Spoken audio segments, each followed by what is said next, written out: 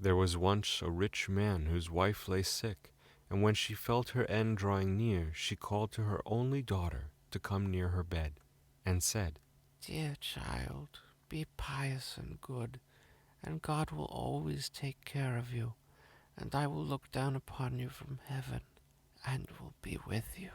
and then she closed her eyes and expired. The maiden went every day to her mother's grave and wept, and was always pious and good. When the winter came, the snow covered the grave with a white covering, and when the sun came in the early spring and melted it away, the man took to himself another wife. The new wife brought 2 daughters home with her, and they were beautiful and fair in appearance, but at heart were black and ugly. And then began very evil times for the poor stepdaughter. "Is the stupid creature to sit in the same room with us?" Said they. "Those who eat food must earn it. Out upon her for a kitchen maid." They took away her pretty dresses, and put on her an old gray kirtle, and gave her wooden shoes to wear. "Just look now at the proud princess, how she is decked out," cried they, laughing, and then they sent her into the kitchen. There she was obliged to do heavy work from morning to night, get up early in the morning, draw water, make the fires, cook and wash. Besides that, the sisters did their utmost to torment her, mocking her, and strewing peas and lentils among the ashes, and setting her to pick them up. In the evenings, when she was quite tired out with her hard day's work, she had no bed to lie on, but was obliged to rest on the hearth among the cinders, and as she always looked dusty and dirty, they named her Cinderella. It happened one day that the father went to the fair, and he asked his 2 stepdaughters what he should bring back for them. "Fine clothes, Said one. pearls and jewels," Said the other. "But what will you have, Cinderella?" Said he. "The first twig, father, that strikes against your hat on the way home, that is what I should like you to bring me." So he bought for the 2 stepdaughters fine clothes, pearls, and jewels, and on his way back, as he rode through a green lane, a hazel twig struck against his hat, and he broke it off and carried it home with him. And when he reached home, he gave to the stepdaughters what they had wished for, and to Cinderella he gave the hazel twig. She thanked him, and went to her mother's grave, and planted this twig there, weeping so bitterly that the tears fell upon it and watered it, and it flourished and became a fine tree. Cinderella went to see it 3 times a day, and wept and prayed, and each time a white bird rose up from the tree, and if she uttered any wish, the bird brought her whatever she had wished for. Now it came to pass that the king ordained a festival that should last for 3 days, and to which all the beautiful young women of the country were bidden, so that the king's son might choose a bride from among them. When the 2 stepdaughters heard that they too were bidden to appear, they felt very pleased, and they called Cinderella and said, "Comb our hair, brush our shoes, and make our buckles fast. We are going to the wedding feast at the king's castle." Cinderella, when she heard this, could not help crying, for she too would have liked to go to the dance, and she begged her stepmother to allow her. "What, you, Cinderella? She said, In all your dust and dirt, you want to go to the festival? You that have no dress and no shoes, you want to dance?" But as she persisted in asking, at last the stepmother said, "I have stewed a dish full of lentils in the ashes, and if you can pick them all up again in 2 hours, you may go with us." Then the maiden went to the back door that led into the garden, and called out, "O gentle doves, O turtle doves, and all the birds that be, the lentils that in ashes lie, come and pick up for me. The good must be put in the dish, the bad you may eat if you wish." Then there came to the kitchen window 2 white doves, and after them some turtle doves, and at last a crowd of all the birds under heaven, chirping and fluttering, and they alighted among the ashes. And the doves nodded with their heads, and began to pick, peck, pick, peck, and then all the others began to pick, peck, pick, peck, and put all the good grains into the dish. Before an hour was over, all was done, and they flew away. Then the maiden brought the dish to her stepmother, feeling joyful and thinking that now she could go to the feast. But the stepmother said, "No, Cinderella, you have no proper clothes, and you do not know how to dance, and you would be laughed at." And when Cinderella cried for disappointment, she added, "If you can pick up 2 dishes full of lentils out of the ashes, nice and clean, you shall go with us." thinking to herself, "For that is not possible." When she had strewed 2 dishes full of lentils among the ashes, the maiden went through the back door into the garden and cried, "O gentle doves, O turtle doves, and all the birds that be, the lentils that in ashes lie, come and pick up for me. The good must be put in the dish, the bad you may eat if you wish." So there came to the kitchen window 2 white doves, and then some turtle doves, and at last a crowd of all the other birds under heaven, chirping and fluttering, and they alighted among the ashes, and the doves nodded with their heads and began to pick, peck, and then all the others began to pick, peck, and put all the good grains into the dish. And before half an hour was over, it was all done, and they flew away. Then the maiden took the dishes to the stepmother, feeling joyful, and thinking that now she could go with them to the feast. But she said, "All of this is no good to you. You cannot come with us, for you have no proper clothes, and cannot dance. You would put us to shame." Then she turned her back on poor Cinderella, and made haste to set out with her 2 proud daughters. And as there was no one left in the house, Cinderella went to her mother's grave under the hazel bush and cried, Little tree, shake over me, that silver and gold may come down and cover me." Then the bird threw down a dress of gold and silver, and a pair of slippers embroidered with silk and silver. And in all haste she put on the dress and went to the festival.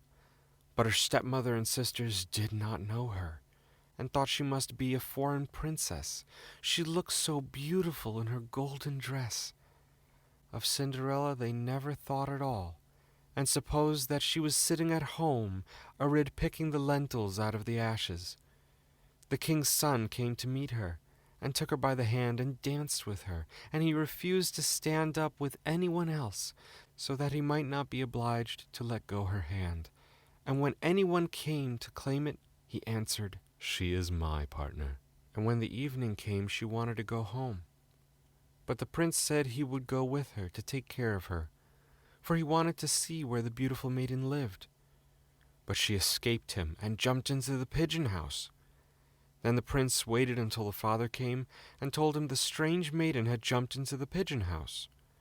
The father thought to himself, "It cannot surely be Cinderella." and called for axes and hatchets and had the pigeon house cut down. But there was no one in it. And when they entered the house, there sat Cinderella in her dirty clothes among the cinders, and a little oil lamp burnt dimly in the chimney. For Cinderella had been very quick, and had jumped out of the pigeon house again, and had run to the hazel bush. And there she had taken off her beautiful dress, and had laid it on the grave, and the bird had carried it away again. And then she had put on her little gray kirtle again, and had sat down in the kitchen among the cinders. The next day, when the festival began anew, and the parents and stepsisters had gone to it, Cinderella went to the hazel bush and cried, Little tree, shake over me, that silver and gold may come down and cover me." Then the bird cast down a still more splendid dress than on the day before, and when she appeared in it among the guests, everyone was astonished at her beauty. The prince had been waiting until she came, and he took her hand and danced with her alone. And when anyone else came to invite her, he said, "She is my partner." And when the evening came, she wanted to go home, and the prince followed her, for he wanted to see to what house she belonged. But she broke away from him and ran into the garden at the back of the house. There stood a fine large tree, bearing splendid pears. She leapt as lightly as a squirrel among the branches, and the prince did not know what had become of her. So he waited until the father came, and then he told him that the strange maiden had rushed from him, and that he thought she had gone up into the pear tree. The father thought to himself, "It cannot surely be Cinderella." and called for an axe, and felled the tree. but there was no one in it. And when they went into the kitchen, there sat Cinderella among the cinders as usual, for she had got down the other side of the tree, and had taken back her beautiful clothes to the bird on the hazel bush, and had put on her old gray kirtle again. On the third day, when the parents and the stepchildren had set off, Cinderella went again to her mother's grave, and said to the tree, Little tree, shake over me, that silver and gold may come down and cover me.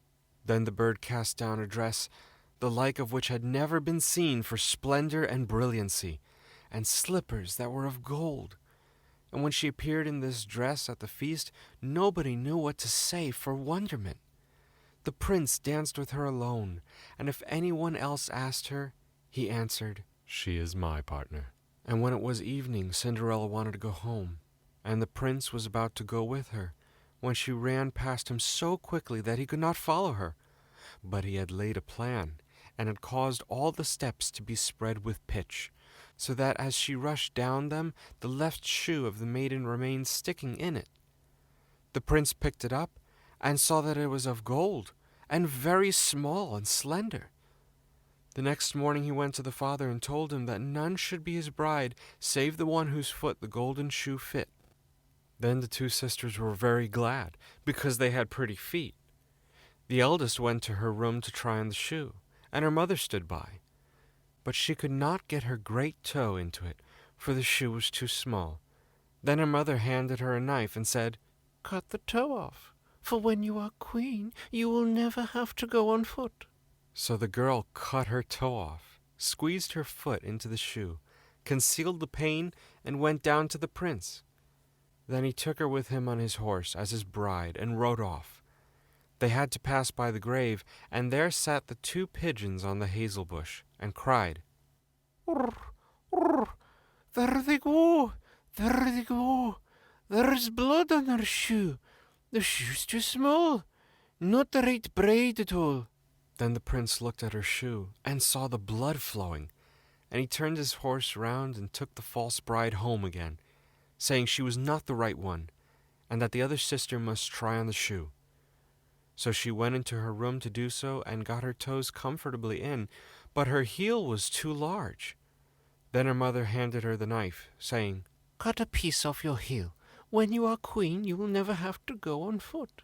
So the girl cut a piece off her heel, and thrust her foot into the shoe, concealed the pain, and went down to the prince, who took his bride before him on his horse, and rode off. When they passed by the hazel bush, the two pigeons sat there and cried, Urr, urr, there they go, there they go. There is blood on their shoe. The shoe's too small, not the right braid at all. Then the prince looked at her foot, and saw how the blood was flowing from the shoe, and staining the white stocking. And he turned his horse round, and brought the false bride home again. This is not the right one, Said he. Have you no other daughter? No, Said the man. only my dead wife left behind her a little stunted Cinderella. It is impossible that she can be the bride. But the king's son ordered her to be sent for. But the mother said, Oh no, she's much too dirty. I could not let her be seen. but he would have her fetched, and so Cinderella had to appear. First she washed her face and hands quite clean, and went in and curtsied to the prince, who held out to her the golden shoe. Then she sat down on a stool, drew her foot out of the heavy wooden shoe, and slipped into the golden one, which fitted it perfectly. And when she stood up, and the prince looked in her face, he knew again the beautiful maiden that had danced with him, and he cried, This is the right bride! The stepmother and the two sisters were thunderstruck, and grew pale with anger. But he put Cinderella before him on his horse, and rode off. And as they passed the hazel bush, the two white pigeons cried, There they go, there they go. No blood on her shoe. The shoe's not too small. The right bride she is after all. And when they had thus cried, they came flying after, and perched on Cinderella's shoulders, one on the right, the other on the left, and so remained.